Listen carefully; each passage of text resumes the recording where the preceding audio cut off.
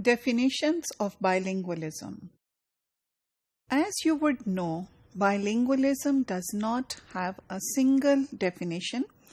Rather, it has several definitions highlighting different aspects of bilingualism itself. So, although the concept of bilingualism seems to be fairly clear, that is simply not the case, and it is quite problematic. Now, let me problematize the concept of bilingualism by asking you, who is a bilingual?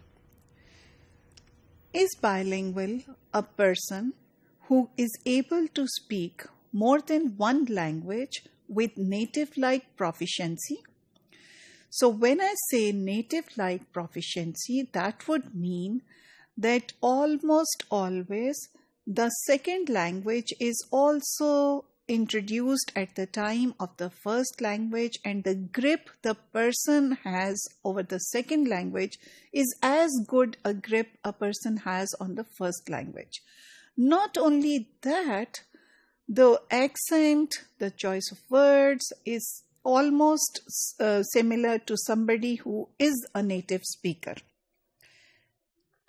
All right, if you think not, is bilingual a person who might not have native-like proficiency, but this is a person who has strong control over more than one language, and that person actually is able to use both languages and actually does use both languages with intuition, like intuitively that person knows how to use those languages whenever and wherever they are required.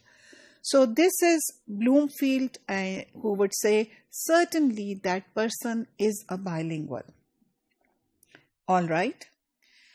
So can we say that someone who has minimal control of any of the languages other than his or her first language can be called a bilingual? McNamara would say yes.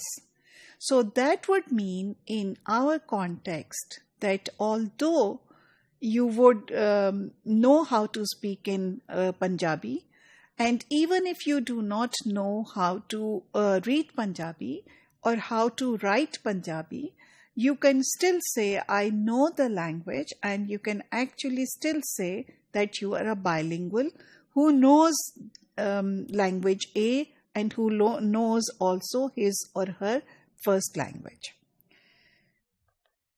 Again, Titone would say that someone who can speak another language with its structures rather than relying on the structures of the first language is someone we can safely call a bilingual.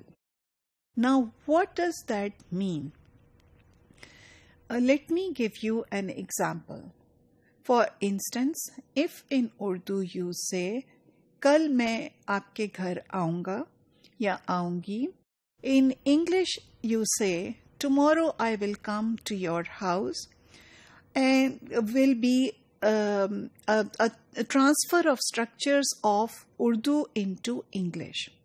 In English, if you want to use the English language structure, you would rather say, I will come to your house tomorrow. So tomorrow comes in the last rather than in the beginning. So according to Titone, if you are constantly transferring the structure of some other language into your second language, then you are not a bilingual. You are only a bilingual when you know how to use a language within the structures or the guidelines of that specific language. Now, this is very complicated. Think of this complexity by thinking about your own bilingualism. Are you a bilingual? Do you have this native-like proficiency in English, Urdu, Punjabi, or whatever the number of languages you know? if you don't have this native-like proficiency, if you can't speak English like the English do or the Australians do or the Americans do, then according to Bloomfield's definition, you are not a bilingual. If you go according to McNamara's definition, which says, all right, even if you know at least some of the skills or some minimal skills of some other language, and then even you can be called a bilingual. So although my Urdu might be native-like, my English might not be native-like, but I know how to speak in English and I know how to speak in Punjabi. And even if I don't know how to write Punjabi, I can still say I am a bilingual.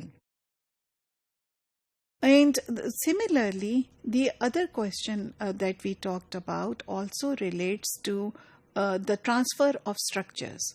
Do we want to put that caveat in considering ourselves as bilingual or not? Because all of us as bilinguals in a general term do experience or do come across either using or hearing this transfer of the first language structures into the second language.